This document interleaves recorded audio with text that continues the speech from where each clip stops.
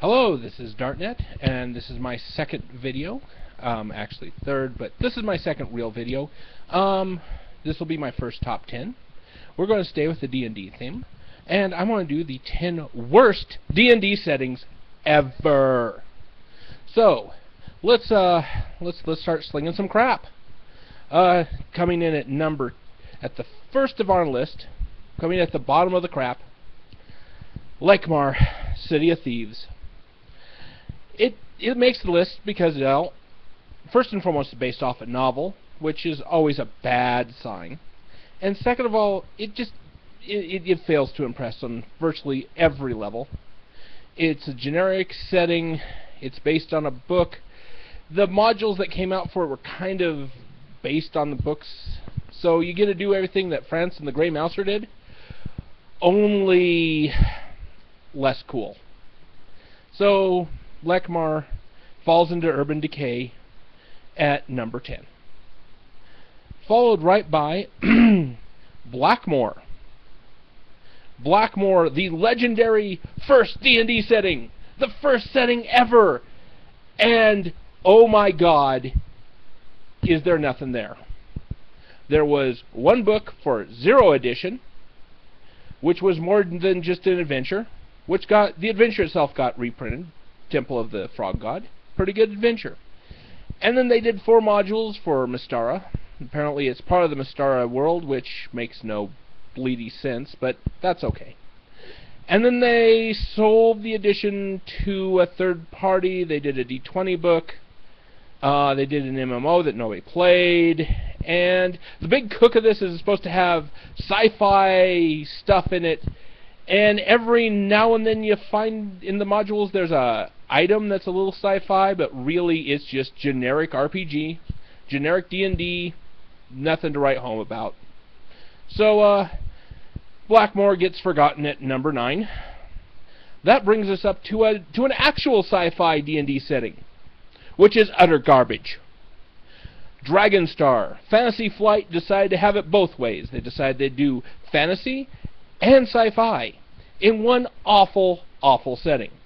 For one, the rules are completely incoherent, and they're all over the place. It looks like somebody just kind of, I need to make a lot of space, take a lot of pages, because I get paid by the word.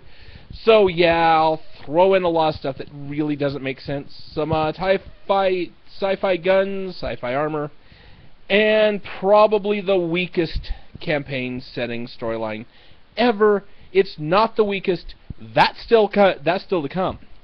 So at number 8, Dragonstar fails to launch. Next at number 7 is Rokugan. Yes, the 3rd edition Oriental Adventures crapfest that they put in as their default setting. Rokugan was another RPG called Legend of the Five Rings, which was mediocre. The problem with AEG is they've got super NPC syndrome and ultra meta plot syndrome, where the NPCs and the meta plot kind of run the show. There was no module support, a lot of books with a lot of crunch, lots of prestige classes that you'll never take, and a lot of stuff that just meh. And on top of it, the actual meta plot was determined by collectible card gamers.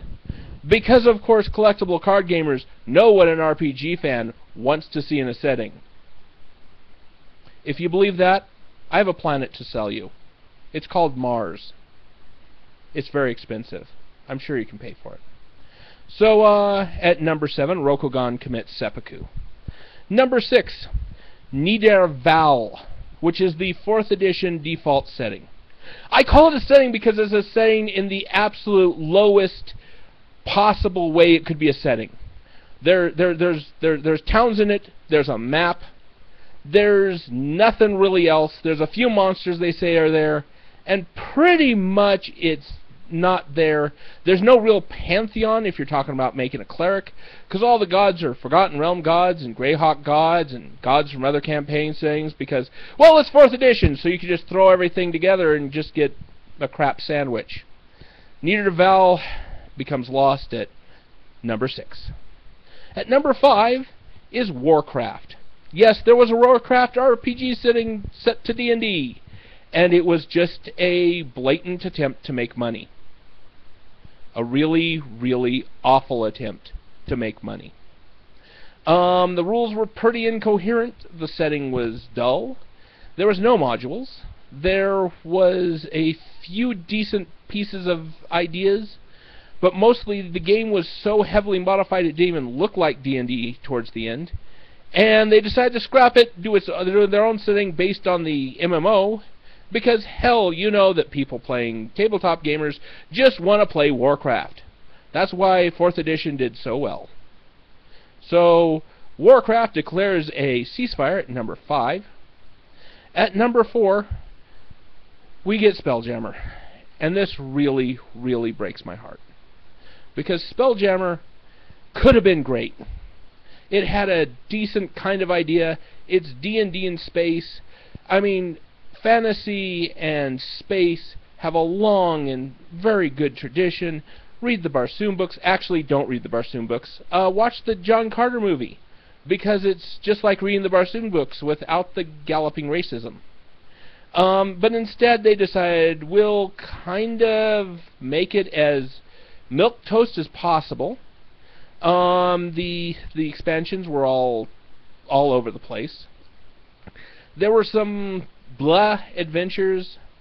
They brought in a lot of crap from other settings that really nobody wanted. I mean, nobody wants Kinder in space. At least nobody who's sane. So Spelljammer crashes at number 4. At number 3, we return to the Oriental adventure setting for 2nd edition and 1st edition, Karatur, part of Forgotten Realms. Now this setting is absolutely the most generic Asian, and I'll use Asian in air quotes, setting you can have. It is completely like somebody just watched 2 or 3 1980s ninja movies and went, but that would be awesome. Let's make a saying about this, but let's not actually put any time or effort into it. It's got one campaign box and a couple of really lame modules. Everything's really generic and a little bit racist. I'm not going to lie. You kind of read the names in there going, wow, guys. Stay classy. Stay classy, Wizard. Stay classy, TSR. Stay classy. So, Karatur seals itself off from the rest of the world at number 3. At number 2, we get the absolute disaster. That was the Dragonlance RPG. Now, Dragonlance was an awesome novel.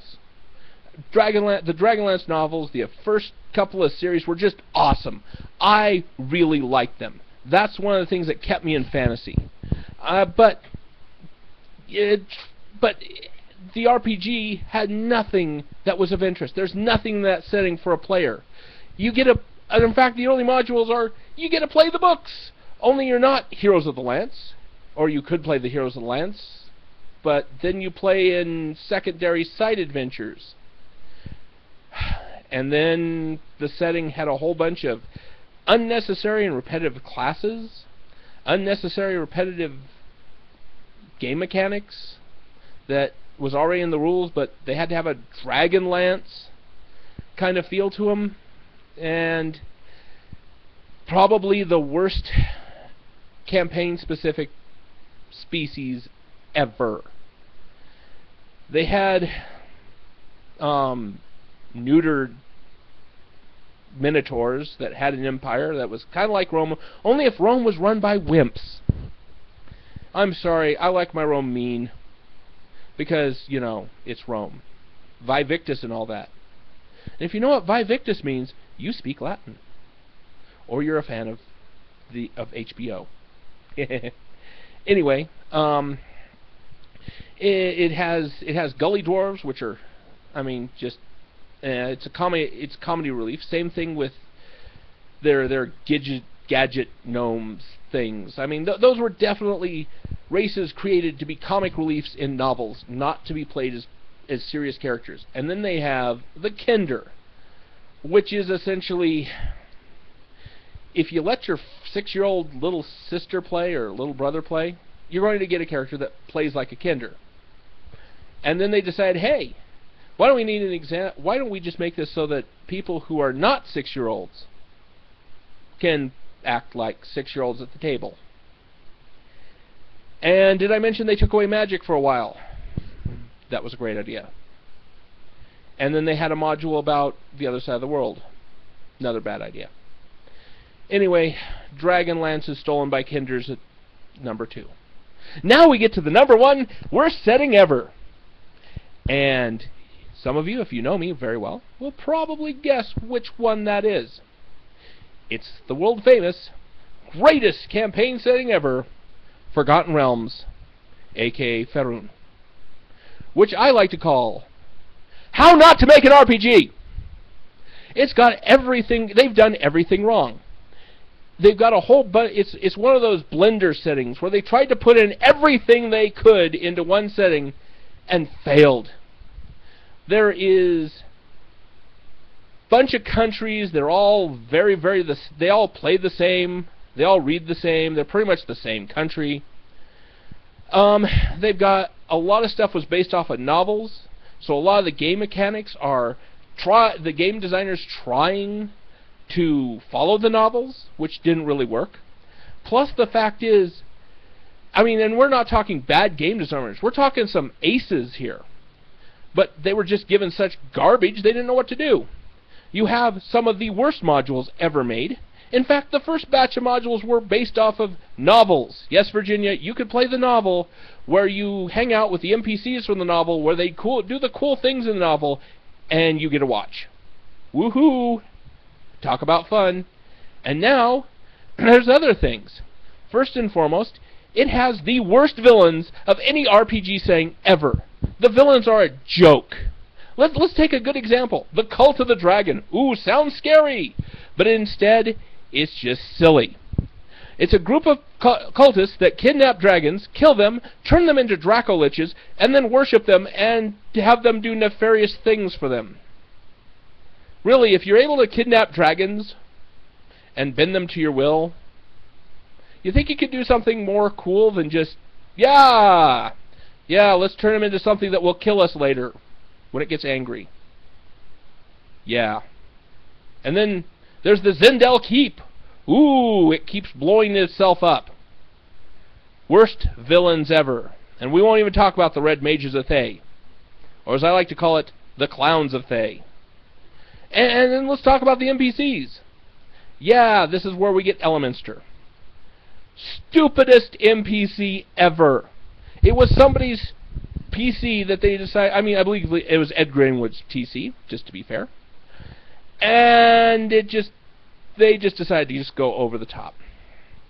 Forgotten Realms, and then it just kept on getting worse every iteration. The 3rd edition Forgotten Realms tried to make everything coherent, tried to be like everybody else. I see this 3rd edition, this 3rd party supplement has regional feats. Let's have regional feats too. Oh, that kind of sucked. And then there's 4th edition, where they just decided, hey, everything from every other D&D edition and every other D&D setting, it's all in the Forgotten Realms. It makes no sense. We'll just throw it in there. Vecna's a god, even though he's from another setting. Shut up. This is 4th edition. At least Forgotten Realms did do one good thing. It did give us Living Forgotten Realms, which is an awesome organized play group. But, other than that, it's like I said. And the other thing about Forgotten Realms is other gamers do it better. So, Forgotten Realms becomes Forgotten at number 1. So I hope you enjoyed my top 10 worst D&D settings ever. Next time I'm going to do the top 10 best RPG settings for D&D. And I hope to see you there. Please feel free to comment and like or dislike. And I hope to see you soon. Keep on gaming and have fun.